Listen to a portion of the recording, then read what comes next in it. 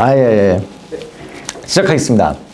안녕하세요. 숭실사이버대학교 스포츠재활복지학과 그리고 연예예술경영학과 하고 여러분, 저는 연세흉배과 원장 정원석입니다. 말씀드릴 내용은 제 근무 경험을 중심으로 코로나19 대응 생활치료센터에 대해서 말씀드리도록 하겠습니다. 저는 작년 3월 13일부터 4월 10일까지 충청북도에 있는 충북 대구사 생활치료센터에서 근무했었고, 금년 1월 7일부터 31일까지 연세대 생활치료센터에서 근무했던 의사입니다. 오늘 말씀드릴 것은 생활치료센터의 배경과 제가 근무했던 두 곳의 생활치료센터 경험을 중심으로 말씀드리고, 초기에 나왔던 관련 오해와 그에 따른 진실에 대해서 간단하게 설명드리도록 하겠습니다. 2020년 2월 대구 지역에서 첫 환자가 발생됐습니다. 그리고 전국 확진자의 대략 88 내지 89% 정도가 대구와 경북 지역에서 발생하였는데요. 그러다 보니까 이 지역에서 병상과 의료진이 부족했습니다. 그래서 대구광역시 의사회장님이 전국에 있는 의사들에게 와달라고 요청을 하셨고, 많은 의사들이 호응을 했음에도 불구하고 의료진이 부족했습니다. 특히 간호사들이 많이 부족했기 때문에 정부에서는 민간 의료진들, 특히 간호사와 간호조무사를 모집하였습니다. 생활치료센터는 병원이 아닌 곳을 임시로 치료시설로 활용하는 대체 치료시설이라고 얘기할 수 있는데요. 모텔이나 호텔 등을 이런 치료시설로 활용하는 연구는 미국에서 오래전부터 진행이 되었고 주별로 계획도 있었습니다. 그런데 코로나19 상황은 아시는 것처럼 중국 이후에 우리가 두 번째로 이제 큰 위기를 맞았기 때문에 전 세계 최초로 숙소 형태의 대체 치료시설을 개소하게 되었습니다. 작년 3월과 4월까지 중앙정부에서는 16개의 생활치료센터를 운영함으로써 무증상과 경증 환자들을 격리하고 치료하였습니다. 생활치료센터는 환자들을 격리함으로써 질병의 전파를 차단하고, 그리고 중증 환자를 조기에 발견함으로써 전원을 통해서 효과적으로 치료할 수 있는 장점이 있습니다. 그리고 경증 환자들을 치료해서 퇴소할 수 있게 해줬고, 특히 중등도 이상의 환자들이 병원에 입원하여서 치료할 수 있도록 병상을 확보하는 목적이 있었습니다. 생활치료센터는 공공기관이나 민간기업의 연수원, 대학교 기숙사 등을 활용하였는데요. 이때 생활치료센터마다 의료를 전담하기 위해서 의료전담병원을 지정하였습니다. 환자들에게는 객실이 제공되었고 식사가 하루 3끼 제공되었습니다. 그리고 의료진에 의해서 질병 상태가 모니터링 되었고 경미한 증상들을 치료할 수 있도록 약이 준비되었습니다. 그리고 격리 해제, 즉 퇴소를 위한 검사가 진행되었고, 필요시에는 환자 상태가 나빠졌을 경우에는 병원으로 전원하였습니다. 2020년 3월에 충청북도에서 대구 환자들을 위한 4번째 생활치료센터, 그래서 충북대구사 생활치료센터입니다. 이 생활치료센터가 보은군에 있는 병무청 사회복무연수센터에 개소되었습니다. 이 생활치료센터의 의료 전담 병원으로 연세대학교 의과대학 세브란스 병원이 지정되었고, 세브란스 병원에서는 감염내과 교수 1명과 감염관리실 간호사 1명씩을 교대로 파견하였습니다. 부족한 의료진은 전국에 있는 공중보건의사를 정부에서 파견했는데, 여러분 언론에서 보신 것처럼 국군간호사관학교 졸업생들이 국군 대구병원에 파견됐을 때 숫자가 대략 70여 명입니다. 그에 비해서 전국에서 근무하는 공중보건의사, 한방과 치과를 제외한 의과 공중보건의사가 3천여 명이 되거든요. 어마어마한 숫자가 대구 경북 지역으로 파견돼서 환자들을 치료하고 관리하였는데, 생활치료센터 의사들의 대부분도 공중보건의사였습니다. 공중보건의사들은 의과대학을 졸업하고 환자를 한 번도 본 적이 없는 일반 의사들도 있지만 5년 동안 대학병원에서 인턴과 레지던트 과정을 마친 전문의들도 있기 때문에 전문의들 공중보건의사들의 이 진료 능력은 어마어마한 상태라고 보시면 될 것 같습니다. 그리고 이제 부족한 간호 인력을 보충하기 위해서 민간 간호사 그리고 간호조무사들을 정부에서 모아서 생활치료센터에 파견하였습니다. 정부의 여러 부서에서 공무원들을 파견하였고 특히 이 충북 대구사 생활치료센터는 대구 지역 환자들을 위한 생활치료센터였기 때문에 대구 지역의 공무원분들도 많이 파견되었습니다. 그리고 이제 민간 회사에서 방역을 또 하였고요. 사회복무연수센터 건물 5개 중에 생활관 3개 동을 생활치료센터에서 사용하는데 2개 동에는 환자가 입소하였고 지금 제일 이쪽에 보이는 이 생활관에는 의료진을 비롯한 지원 인력이 근무하였습니다. 원래 계획은 그 4인실에 2명씩 환자들을 입소시킬 예정이었는데 세브란스 병원 감염내과에서 감염관리 차원에서 1인 1실이 좋겠다는 의견을 피력을 하였고 보건복지부에서 그 건의를 받아들여서 1인 1실로 입소하게 되었습니다. 이것은 의학적으로는 상당히 좋은 결정이었고 결과적으로 환자들 입장에서도 심리적으로나 사회복지학적으로도 상당히 좋은 결정이었다고 생각을 하고 있습니다. 객실 안에는 세면대와 샤워실이 있었고 반대편에는 화장실이 있었습니다. 즉 확진자 1명이 객실 안에서 생활하면서 이 문 밖으로 나가지 않고 안에서 화장실과 샤워실을 사용할 수 있는 구조입니다. 또 다른 생활관 하나를 이제 생활치료센터의 사무실로 변경을 하였는데 큰 회의실이 없었기 때문에 각 층의 로비 공간을 보시는 것처럼 사무실로 사용을 하였습니다. 그래서 빈 공간에 대구시에서 이렇게 책상과 의자를 비치하였고 노트북을 깔고 각종의 사무용품들을 깔았습니다.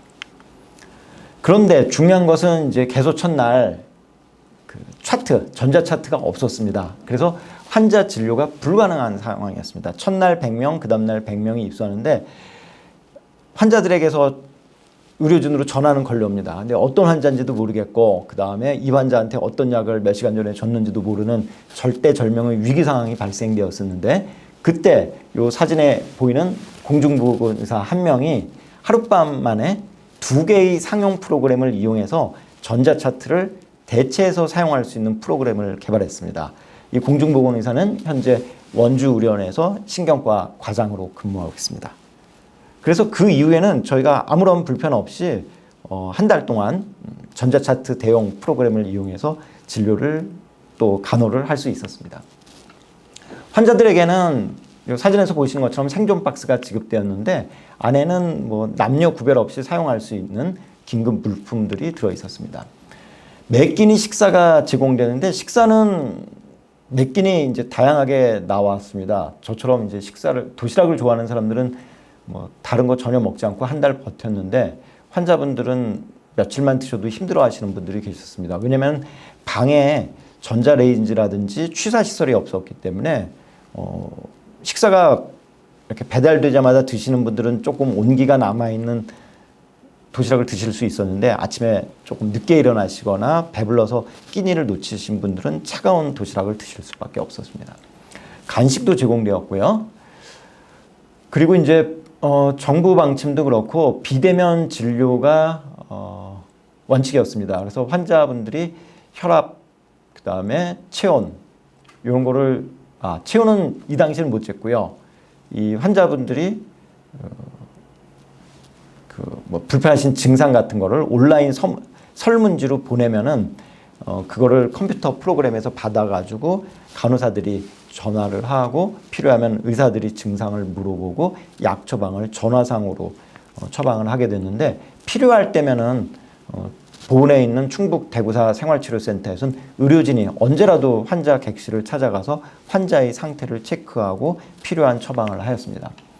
들어갈 때는 텔레비전에서 많이 보신 것처럼 레벨 D 보호복이라는 복장을 갖췄고 특히 이제 반창고 붙인 사진들 가끔 보실 텐데 저도 처음에는 겁이 나서 보안경을 꽉 조여서 썼더니만 피부가 조금 망가졌습니다. 근데 하다 보니까 요령이 생겨서 나중에는 반창고 안 붙이고 편하게 레벨 D를 입고 들어갔습니다. 엑스레이를 찍어야 되는데요. 왜냐하면 폐렴으로 진행되는 걸 빨리 확인하기 위해서는 엑스레이가 필수입니다.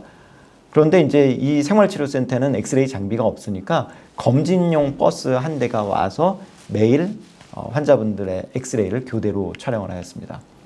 상태가 나빠진 분들은 인근 보훈소방서 소속의 앰뷸런스가 가까운 청주라든지 필요하면 대구 지역으로 환자들을 전원시켰는데 저희 생활치료센터에서는 공중보건의사들을 비롯한 간호사, 조무사 등의 의료진이 동승을 했었습니다. 환자들은 퇴소하기 위해서는 여러분 잘 아시는 PCR 검사, 코하고 입 쪽에서 하는 검사 있죠. 그 검사를 24시간 간격으로 2회 연속 음성이 나와야지만 퇴소할 수 있었습니다. 이건 초창기 얘기입니다. 그런데 이제 감염내과 교수가 직접 200명이 넘는 환자를 매일 보다 보니까 이상한 점을 발견했습니다. 많은 생활치료센터에서는 감염내과 교수를 직접 내려보지 않고 전공의만 내려보낸 생활치료센터도 있었고, 그리고 이제 다른 과 교수들이 교대로 내려갔던 생활치료센터가 있었는데, 보은에 있는 충북 대구사 생활치료센터는 세브란스 병원 감염내과 과장이 처음에 직접 2주간 내려와서 매일 환자를 보다 보니까 환자들의 임상 양상과 그 당시 퇴소 기준이 다르다는, 차이가 있다는 것을 발견하고 연구를 시작하였습니다. 환자들은 한 달, 2달 기다려도 집에 못 가신 분들이 많았기 때문에 이분들에게 양해를 구해서 동의를 얻어서 검체를 조금 더 채취해서 실제 검사소로 한쪽은 보내고 다른 또 하나의 그 검체는 연세의대로 보내서 바이러스를 직접 키워왔습니다. 그랬더니만 감염내과 교수의 예상대로 퇴소 기준에는 미치지 못하는 양성 환자일지라도 증상이 없고 일정한 시간이 지나면은 바이러스는 다 죽어 있고 감염력이 없는 것으로 결과가 나왔습니다. 그래서 세계적인 논문 중에 하나에 이제 실리게 되었고, 이런 연구 결과들이 비단 우리나라에서만 나온 건 아니겠죠. 미국이라든지 유럽에서 비슷한 연구 결과들이 나왔고, 그 결과 현재는 퇴소 기준이 바뀌었습니다. 그래서 지금은 2번 연달아서 음성 나올 필요 없이 확진되고 열흘이 되었을 때 열이 안 나고 24시간 동안 해열제를 먹지 않은 상태에서 열이 안 나고 임상 양상이 좋아지고 있다고 의사가 판단을 하면은 퇴소할 수 있게 되었습니다. 퇴소하는 환자들은 버스라든지 택시를 이용해서 대구로 돌아가셨고요. 4월 초에 이제 확진자가 줄어들면서 생활치료센터도 점차 입소하신 분들의 숫자가 줄어들었습니다. 그래서 저희 생활치료센터를 폐쇄하면서 남아 계시는 70여 분의 환자분들을 대구 경북 지역 세 곳의 생활치료센터로 최종적으로 전원하면서 이제 폐쇄하게 되었습니다. 이때 이제 전원 업무는 또 공무원들이 하셔야 되기 때문에 공무원들이 퇴소 전날 세브란스 병원 감염관리실 간호사에게 레벨 D 보호복을 입는 법을 배우고 계시는 사진입니다. 그렇게 해서 마지막 날 오후에 이 공무원분들이 저와 함께 마지막 남아있던 환자분들을 대구 경북 지역의 세 곳의 생활치료센터로 전원시키면서 이제 폐쇄하였습니다.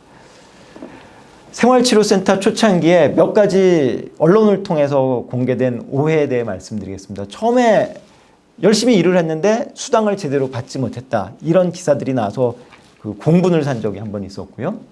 또 근무가 끝나고 나면은 이 위험한 코로나 바이러스랑 같이 살았던 사람들이니까 자가격리가 필요하다.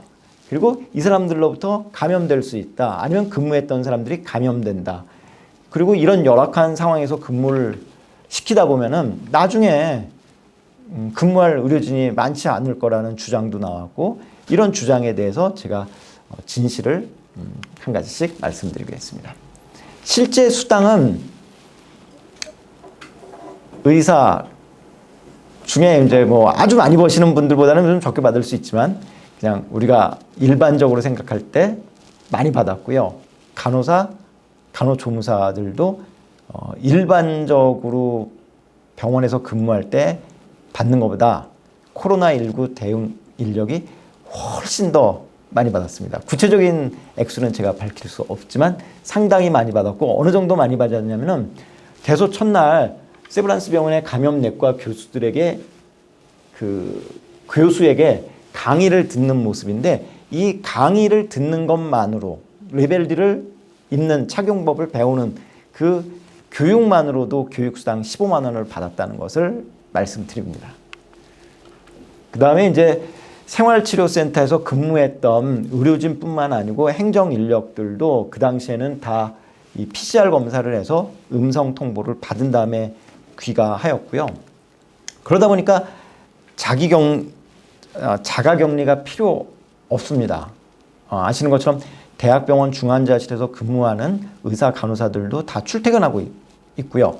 또 그 당시에 감염내과 교수님 중에 방송 많이 나오시는 교수님들은 방송 나와서 아나운서 바로 앞에서 마스크 벗고 말씀도 하셨고, 또 감염내과 교수들이 정부에 또 높으신 분들 앞에서 브리핑도 했기 때문에 굳이 생활치료센터에서 근무했던 의사나 간호사가 자가격리는 필요가 없게 돼서 이제 자기 모니터링으로 바뀌었습니다. 그래서 원하는 사람에 의해 한해서 2주간 자기 상태 잘 모니터링하면서 쉬었다가 직장으로 복귀할 수 있었고요. 또 원하는 사람들은 특히 이제 뭐 세브란스 병원 같은 감염내과 교수들은 근무 끝나자마자 바로 오후에 올라가서 저녁 회진부터 돌았다고 하더라고요. 그리고 이제 이 감염과 관련된 가장 중요한 것은 이제 아무래도 마스크입니다. 마스크 잘 끼고 그 다음에 또 언론에 나오는 게 뭐 탈의할 때 감염이 된 것 같다 이런 얘기가 있는데, 탈의할 때도 조심하면은 실질적으로 코로나19 환자를 보면서 감염된 의료진은 거의 없다고 보시면 될 것 같습니다. 코로나19 환자인지 모르고 초창기에 개원가에서 접했던 의료진들 같은 경우는 감염되기가 쉬웠는데, 이 환자가 코로나19 환자라는 걸 알고 레벨들을 입고 근무를 한다면은 감염 가능성은 거의 없기 때문에 주변에 계신 분들 걱정 안 하셔도 될 것 같고요. 저도 마찬가지지만 만약에 제가 코로나19에 감염됐다면은 근무할 때가 아니고 제가 예를 들어 식사할 때라든지 뭐 다른 동료를 밖에서 만났을 때 감염될 수 있을 거라고 오히려 그 순간을 더 경계했고요. 근무할 때만큼은 특별히 걱정은 안 했습니다. 그리고 근무 끝나고 나와서 바로 이제 샤워를 했기 때문에 감염 가능성을 줄일 수 있었고요. 또 하나 마지막으로 이런 열악한 환경 속에서 근무를 했기 때문에 더 이상 생활치료센터라든지 이런 코로나 대응 인력으로 근무하지 않을 거라고 이야기한 사람도 있었지만, 제가 1년 뒤에 연세대에서 생활치료센터에서 저도 근무했었고 충북 대구사 생활치료센터에서 근무했던 간호사들 중에서도 이 당시에 다른 생활치료센터에서 근무하던 간호사들이 꽤 있었습니다. 이 세브란스 병원하고 연세대 기숙사하고 가깝기 때문에 같은 캠퍼스에 있습니다. 그래서 미리 열흘 동안 준비를 철저히 할 수 있었고요. 세브란스 병원에서는 팀장과 파트장, 그러니까 일반 회사의 부장과 과장들이 준비를 하셨다고 보면 될 것 같고, 엑스레이도 직접 영상의학과의 파트장님이 와서 찍어주셨습니다. 그리고 여기서는 원래는 서울시에서는 3인실도 활용을 하려고 했거든요. 서울에 이제 확진자 폭증했을 때니까. 근데 미리 이제 준비 기간이 있었기 때문에 가서 보니까 구조가 이 2층 침대 위에만 입소를 할 수 있었는데, 여기서 만약에 문제가 생기면은 의료진이 올라가서 이 좁은 공간에서 치료하는 것은 고사하고 환자분 이제 상태가 나빠진 입소자를 이 밑에까지 내리는 것조차도 불가능한 구조라는 것을 확인하고 서울시에 이야기해서 2인실만 사용을 하도록 하였습니다. 그리고 여기서는 대체 차트가 아니고요. 세브란스 병원의 전자 차트를 미리 설치했기 때문에 훨씬 더 수월하게 진료할 수 있었고, 또 비대면 진료를 하기 위한 기계들도 서울시 예산으로 구입해서 입소자들에게 나눠드렸기 때문에 비대면 진료도 훨씬 더 정확하게 할 수 있었습니다. 그런데 비대면 진료를 너무 강조하다 보니까 일부 민간 간호사들이 환자 곁으로 들어가지 않겠다고 이야기했습니다. 충북 대구사 생활치료센터에서는 간호사, 간호조무사들이 언제라도 레벨D를 입고 환자 곁으로 갔었는데, 연세대 생활치료센터는 비대면 진료 때문에 많이 안 들어왔고요. 그래서 감염내과 교수랑 상의해서 저만 혼자서 이틀이나 3일에 한 번씩 정기적인 회진을 돌았고, 환자 상태가 나빠졌다고 판단되면 저 혼자 들어갔었습니다. 연세대 생활치료센터는 이제 가족 중심 생활치료센터로 운영이 되었는데, 혹시라도 어린애가 혼자 감염되면은 어떻게 할 것인가? 그때는 부모 중에 한 분, 확진이 안 된 분이더라도 원하면 생활치료센터 들어올 수 있습니다. 자, 그렇게 해서 이제 이 사진은 어느 눈 내리는 날 어린이가 열흘간의 그 생활을 무사히 마치고 씩씩하게 이겨내고 엄마랑 같이 집으로 가는 장면입니다. 충북 보은에서 받은 감사의 편지를 보여드리면서 오늘 강의를 마치도록 하겠습니다. 경청해 주셔서 감사합니다. 정원석이었습니다.